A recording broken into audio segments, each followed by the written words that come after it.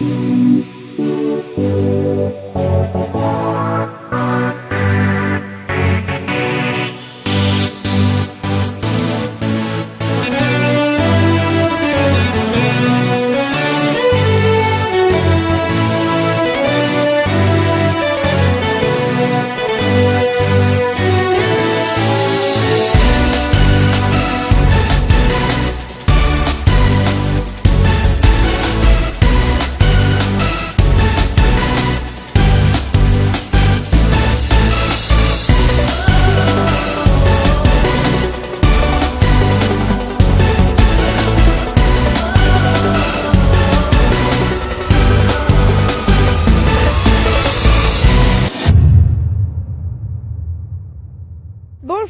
nous voici en direct de Goulier-Neige, ville d'arrivée de la première étape de la ronde de l'Isard.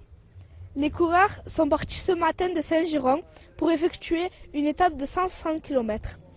Bonjour Jason, peux-tu nous parler de cette étape? Bonjour Ayet. Très belle course et grande victoire pour Alexandre Foliforov qui endosse également le maillot jaune. Il devance de 14 minutes Rosson Garcia et Luis Vervec. Le premier français, Valentin Dufour, quatrième à 1 minute 09. Alexandre Foliforov endosse également le meilleur grimpeur et le maillot vert. Merci Jason. On retrouve M. Guy Sens, président de la ronde de l'Isard, qu'a rencontré notre reporter Calvin au départ de Saint-Giron. Bonjour, Monsieur Guy Sens. Je m'appelle Calvin, je suis de l'association Médiapitude. Je voudrais vous poser des questions. En quelle année la ronde de l'Isard a été créée et par qui? Ça fait 37 ans qu'elle a été créée. Donc là, aujourd'hui, c'est la 37e édition qui va démarrer à midi de Saint-Giron. Donc ça fait 37 ans qu'elle existe. Et elle est créée par qui? Elle a été créée par le président de la foire exposition à l'époque, qui s'appelait Monsieur Damas, et qui a créé la ronde de l'Isard. Voilà. D'accord, merci. Quelle est la particularité de la ronde? La particularité à la ronde, c'est que c'est des moins de 23 ans, c'est des jeunes de moins de 23 ans, qui passent l'année suivante professionnelle, et que l'on peut voir après sur les routes du Tour de France. Et ces coureurs, bon, c'est les meilleurs pratiquement qui sont dans le monde entier. Quel est le plus grand coureur à avoir participé à cette course? Alors, les plus grands coureurs, bon, il y a eu des Vauclair, il y a eu des Jalabert, il y a eu des Virenque et d'autres quoi. Et récemment, bon, il y a Geniès qui est un très bon coureur de la Française des Jeux, et Lissolde par exemple, qui est aussi un très bon coureur de la Française des Jeux. À votre avis, quelle sera l'étape la plus difficile de cette année? L'étape la plus difficile, je crois qu'elle va être... L'étape la plus difficile, je crois que ça va être les 4 jours. Mais la plus forte étape, ça sera celle de dimanche, parce que c'est une étape où il y a 4 cols.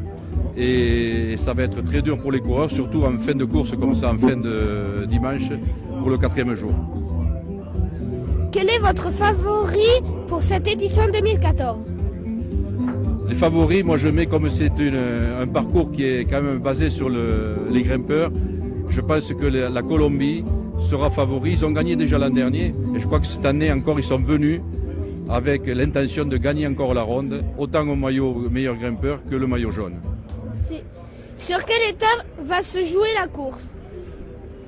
L'étape va se jouer, je crois que c'est les 4 jours. Mais samedi, il y a un contre-la-montre par équipe qui risque à renverser le leader du maillot jaune, le leader, porteur du maillot jaune. Et puis après, ça risque à se jouer le dernier jour également. Merci. On enchaîne avec l'étape de demain en compagnie de Nicolas de Radio Vélo.